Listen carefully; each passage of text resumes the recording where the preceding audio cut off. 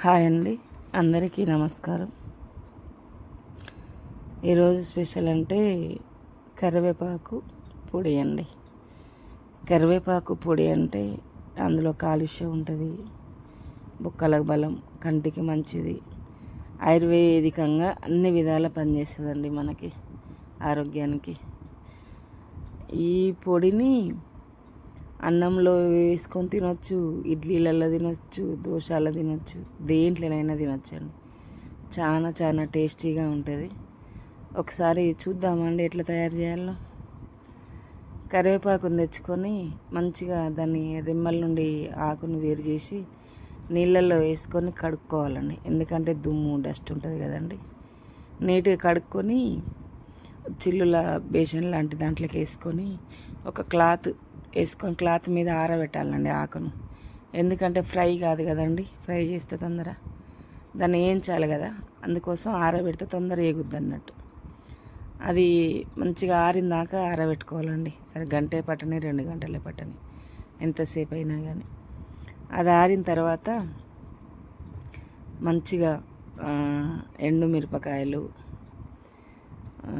తీసుకొని వేయించుకోవాలండి. ఎండుమిర్చి తీసుకొని వేయించుకొని అందులోనే కొన్ని ధనియాలు కూడా వేయించుకోవాలి.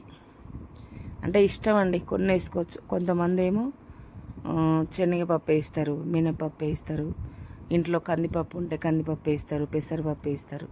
కొంతమంది అట్లా వేసుకొని కూడా పొడి కొట్టుకుంటారు.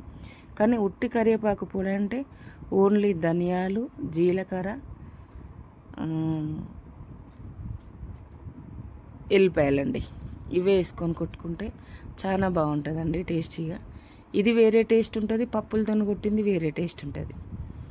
అందువల్ల నేనేమో ఇప్పుడు ధనియాలతో కొట్టినండి. పప్పులతో కూడా కొడతా, కాకపోతే ఇప్పుడు ధనియాలతో కొట్టి చూద్దామని ధనియాలతో కొట్టిన. చాలా చాలా టేస్టీగా ఉంది. కరివేపాకును మంచిగా, ఆయిల్ అవసరం లేదండి, వేసుకొని అవసరం ఏం లేదు. ఇష్టం ఉన్న వాళ్ళు వేసుకోవచ్చు ఆయిల్. నేనైతే ఆయిల్ వేయలేదండి, దేంట్లో కూడా ఆయిల్ వేయలే. మంచిగా ఉందండి, ఆయిల్ వేయకుండానే. తొందర వేగుతుంది, తొందర డీప్ ఫ్రై అవుతాయి, అయిపోతుంది. ధనియాలు వేయించుకోవాలండి, కరివేపాకుని వేయించి పెట్టుకోవాలి. పచ్చిమిర్చిని ఎండుమిర్చిని వేయించాలండి.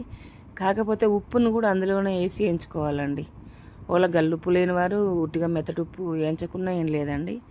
కానీ వేయించితే గల్లుప్పు, ప్యాకెట్లు ఉప్పు కొంచెం నిమ్ము ఉంటుందండి. అది దాంట్లో మనం మిక్సీలో వేసినాం అనుకోండి మెత్తగా అయిపోతుంది. వేయించినాం అనుకో జల్లిగా పడుతుందండి పొడి, బాగుంటుంది. అందువల్ల వేయించి పెట్టుకోవాలండి. జీలకర్ర, ఎల్లిపాయలు మాత్రం వేడి చేయొద్దండి, అవసరం లేదు, పచ్చిగా చేసుకోవాలి. అవి వేయించి పక్కకు పెట్టుకొని ఫస్ట్ నేను ధనియాలను, ఎండుమిర్చి, జీలకర్ర వేసి ఫస్ట్ గ్రైండ్ చేసుకున్నా అండి.